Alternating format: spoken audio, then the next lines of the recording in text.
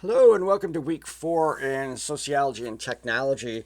And here we have chapter 4, conflict and war. And what this chapter really brings to light is the impact of conflict and war and the military, the industrial military complex, all of these things, and what a driving force that is for technological change.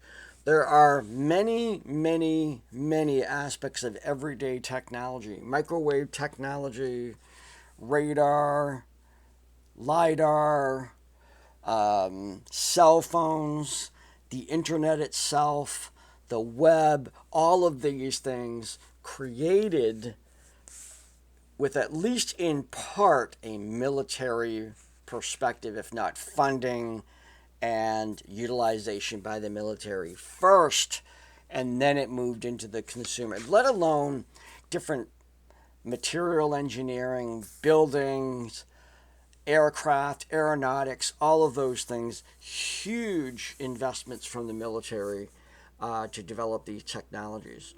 So, from a sociological point of view, I've introduced you, if you do not know about it already, is the doomsday clock, which started way back in the Cold War, and it was the Atomic Energy Commission, I believe their journal, started to show a clock, and that clock indicated, looking at the unrest that was going in and the proliferation of nuclear weapons, how close we were to doomsday, midnight being doomsday, and the clock's hands would move back and forth based on events in society and whatnot. I want you to take a look at that concept, discuss that concept, and where in your life have you been aware of this kind of a sense of a possible world annihilation? I know when I was growing up, it was front and center. I mean, I guess I never really thought it would happen. Still kind of live with that idea now.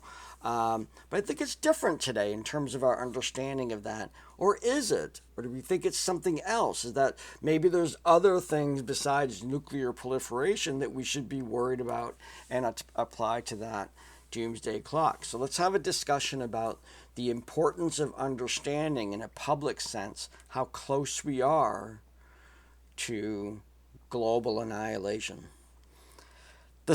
What we go on from the quiz asks you to describe the pros and cons of the military-industrial complex, like I was talking about at the beginning of this presentation. Now, I haven't looked at them, so I don't know where things are at, but I should be seeing proposals for your research paper or your service learning. Those should be going in. I should be grading those. You cannot move forward until I've graded those. I'll be taking a look at those this week to see where things are at. I don't know if people have done them yet. If you haven't done it, go do it. You got to start now. We're at week 4. We are 1 week away from 1/3 of the class being done already. So next week, week 5, 15 weeks, we're going to be 1/3 of the way through. You want to get started on that major project. The other thing that starts this week is I've posted the first Tangle discussion, which is actually a really interesting one that came out. It's not as usual kind of exploration of a current topic with left and right. And what it is, he provides some really good information on understanding polling.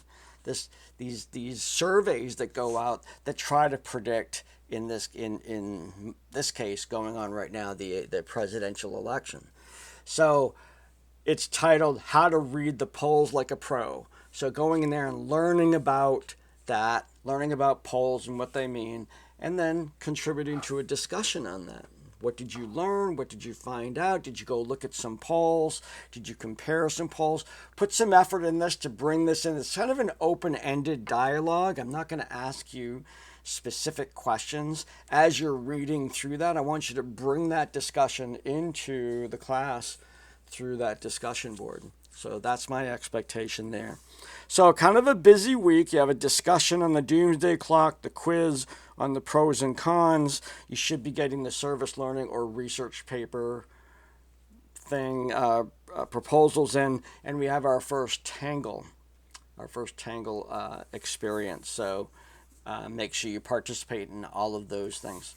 So have a great week. Take care, and I will see you online.